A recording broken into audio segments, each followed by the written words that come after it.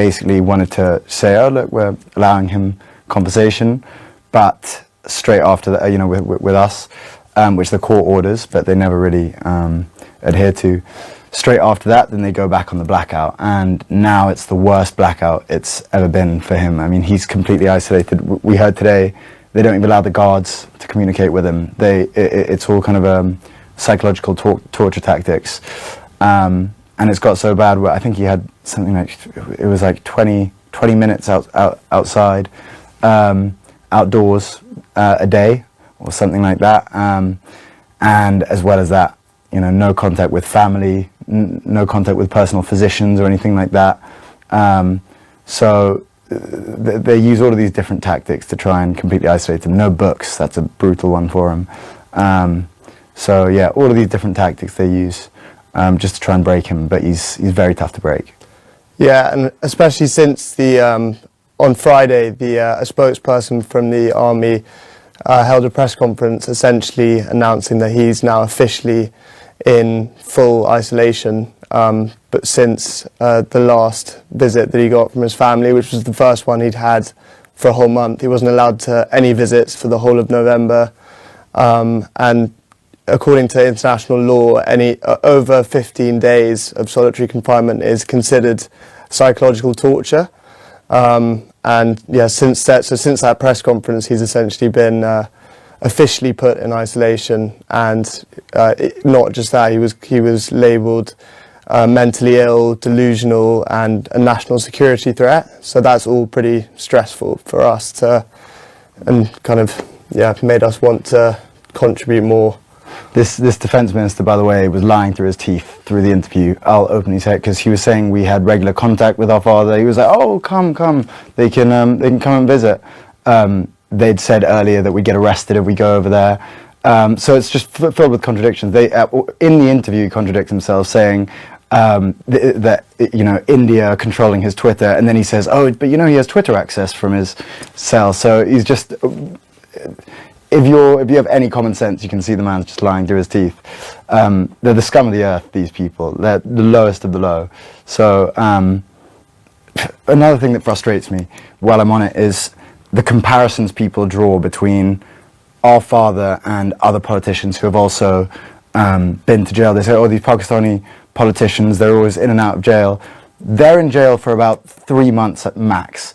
Then they take a deal. They have no integrity. They take a deal. They go to England. A few years later, the army says you can come back, and then they're suddenly back in power or around power.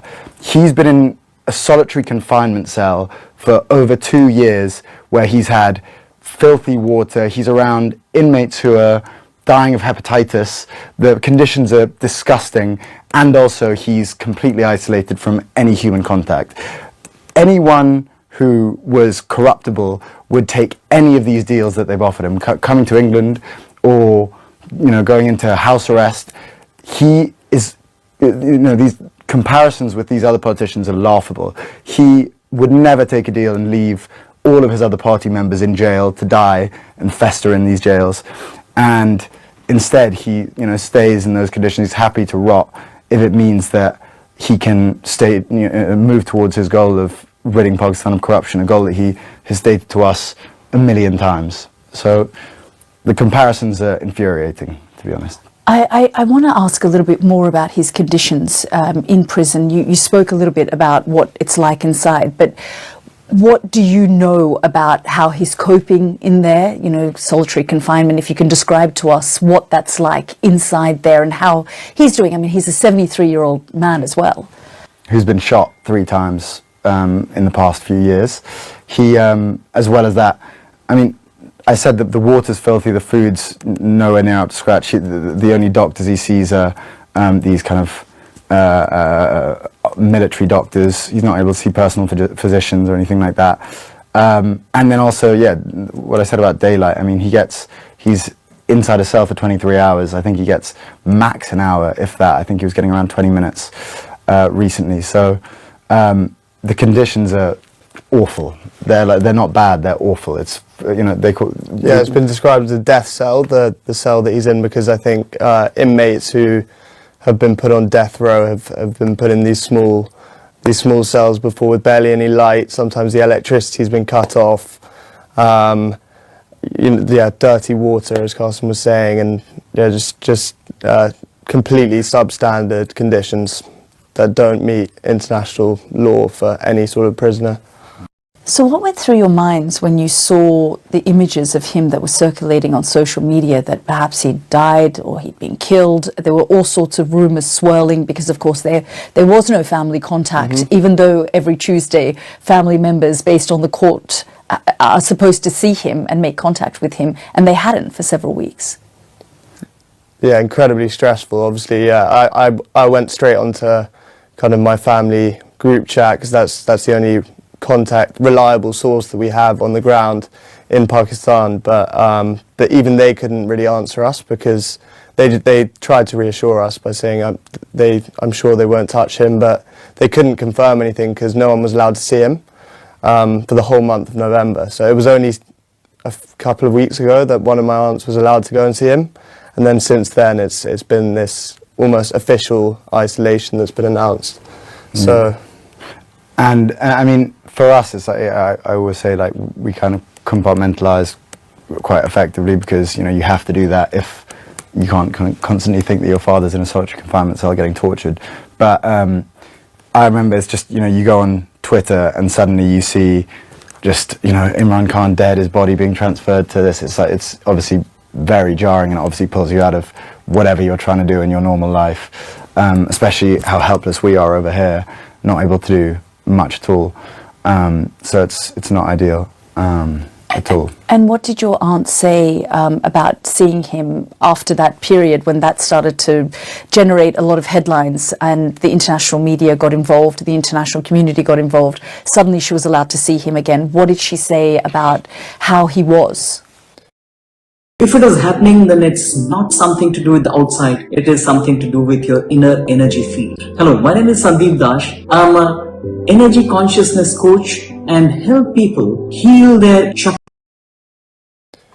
She reassured us that he was well, and yeah, he seemed healthy and well, but he was furious about the conditions he's being kept in, and he dictated a tweet, I think through her, or maybe, potentially through her, and I think that tweet has partly led to this reaction from the establishment to completely try and isolate him now.